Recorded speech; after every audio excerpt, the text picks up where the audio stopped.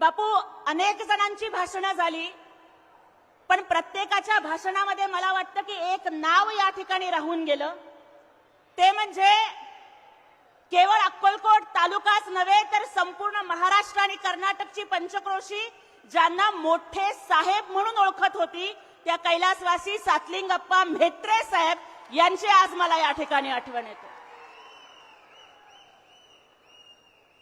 आज खऱ्या अर्थाने जर मोठे साहेब असले असते तर त्यांना आनंद झाला असता आणि सगळ्याकडे प्रत्येक घरात महाभारत चालू असताना आपले दोन्ही सुपुत्र माजी मंत्री सिद्धाराम म्हेत्रे साहेब आणि युवकांचे हृदय सम्राट मान्य शंकर मालक म्हेत्रे हे राम लक्ष्मणासारखं अक्कलकोटच्या विकासाचं रामायण लिहिण्यासाठी एकनाथजी शिंदे साहेब नावाच्या रामाकडे निघालेले आहेत याचा मोठ्या साहेबांना अभिमान वाटला असता.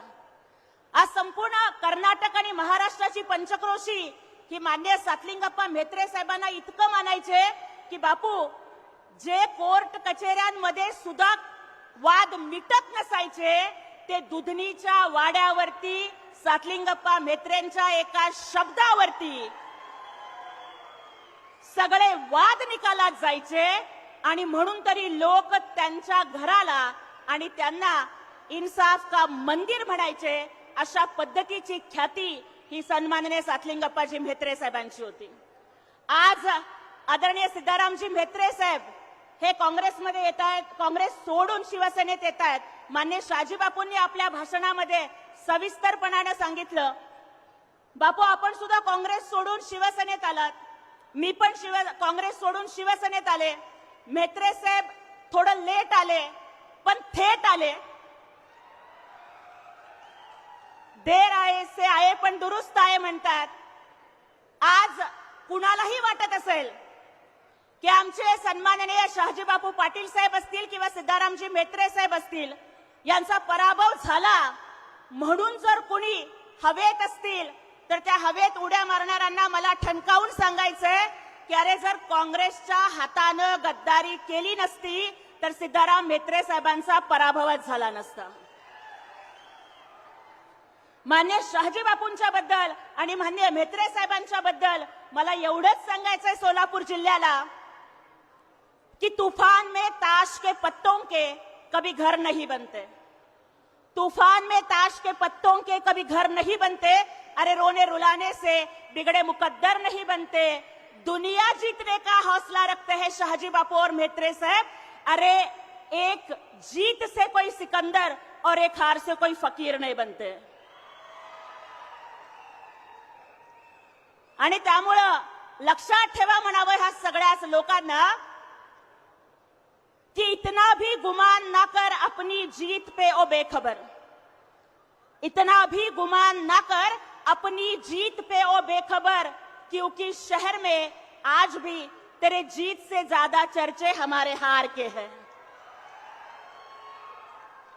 आणि आज या ठिकाणी सिद्ध होत आहे की कदाचित म्हेत्रे साहेब आमदार नसतील, नामदार नसतील, पण ते दमदार आहेत आणि म्हणून अक्कलकोटची जनता त्यांच्या सोबत आहे.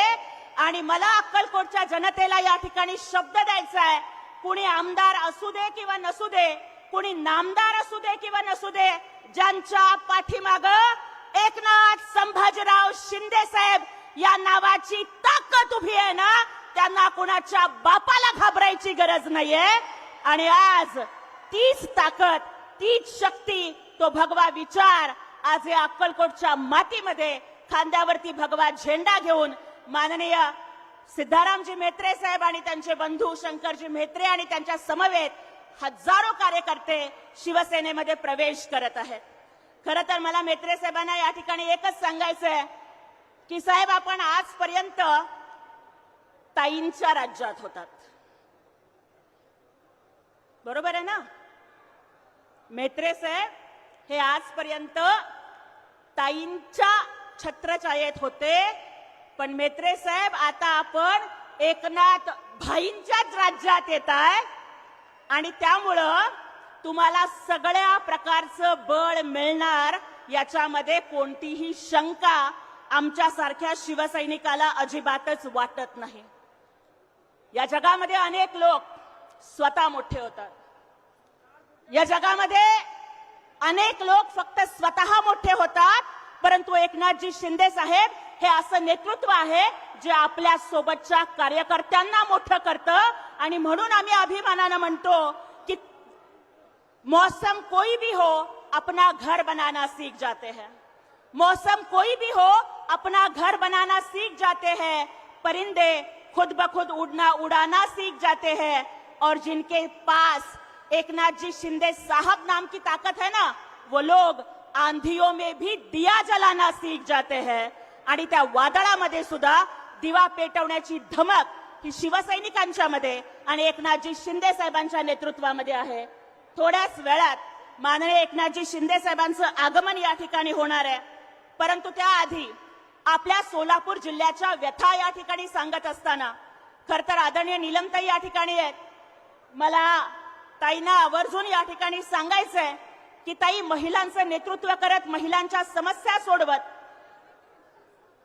सभागृहाचं आणि त्यातही वरिष्ठ सभागृहाचं संचलन कसं करावं आणि योग्य त्या वेळेला अभ्यासूपणा आणि योग्य त्या वेळेला आक्रमकपणा याची सांगड घालत एक सुसंस्कृत महिला नेतृत्व कसं असावं याचा मानदंड निर्माण करणाऱ्या सन्माननीय नीलमताई गोऱ्हे या आज आपल्या अक्कलकोट नगरीमध्ये आलेल्या आहेत.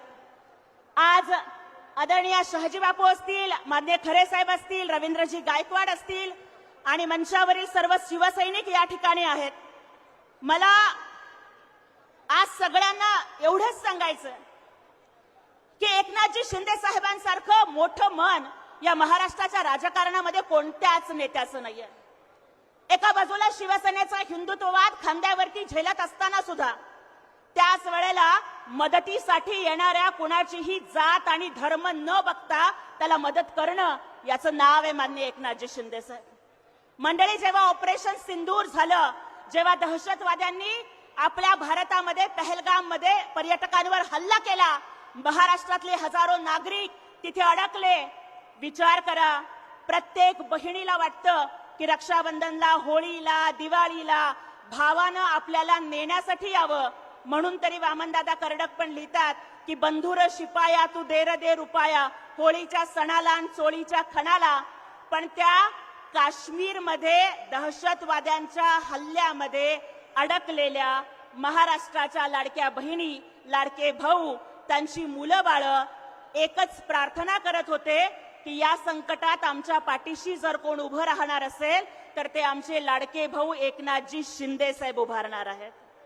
आणि 4-5 खाजगी विमानं घेऊन एकनाथजी शिंदे साहेब काश्मीरमध्ये पहलगामला गेले, श्रीनगरला गेले आणि तिथल्या हजारो महाराष्ट्रीयन पर्यटकांची त्यांनी सुटका केली. त्यांना सुखरूप ते महाराष्ट्रात घेऊन आले आणि तिथल्या सगळ्या बहिणींनी साहेबांना आवर्जून सांगितलं की साहेब, सख्खा भाऊ सुद्धा अशा वेळेला आला नसता, पण तुम्ही आलात, तुम्हाला बघितलं आणि आम्हाला धीर आला आणि खात्री पटली की आम्ही आता सुखरूप महाराष्ट्रात जाणार आहे. अरे, दहशतवाद्यांच्या गोळ्यांच्या दहशतीमध्ये सुद्धा लोकांना जिवंत ठेवण्याच्या दुर्दम्य इच्छेचं नाव आहे माननीय एकनाथजी शिंदे साहेब. साहेबांनी फक्त विमानातनं लोक आणली का? त्याच पहलगाममध्ये एका बाजूला दहशतवादी धर्म विचारून गोळ्या मारत होते, पण त्याच पहलगाम मधला सय्यद हुसेन आदिल शहा नावाचा एक व्यावसायिक, धर्मानं मुस्लिम, परंतु आपल्या सोबत आलेल्या पर्यटकांचा जीव वाचावा म्हणून तो सय्यद हुसेन आदिल शहा, ज्याच्या हातात कोणतंच शस्त्र नाहीये, तो दहशतवाद्यांना भिडतो. अरे, त्याला 3-4 गोळ्या लागतात, 2 गोळ्या मानेत लागतात, 2 गोळ्या हृदयात लागतात, पण तो सय्यद हुसेन आदिल शहा स्वतःचा जीव देतो, पण पर्यटकांना वाचवतो. माननीय एकनाथजी शिंदे साहेबांनी त्या सय्यद हुसेन आदिल शहाच्या कुटुंबियाशी बोलले, त्यांचं सांत्वन केलं, त्यांना 5 लाख रुपयांची मदत दिली आणि एका झोपडीमध्ये राहणाऱ्या त्या मुस्लिम कुटुंबियांना स्वतःचं घर देण्याचा शब्द त्यांनी त्या ठिकाणी दिला. आणि विचार करा माझ्या भावांनो आणि बहिणींनो, त्या सय्यद हुसेन आदिल शहाला मदत करणारे एकनाथजी शिंदे साहेब हे देशातले पहिले आणि एकमेव नेते ठरले आणि अशा या बडे दिलवाला असणाऱ्या नेत्यांचा आम्हाला अभिमान वाटतो.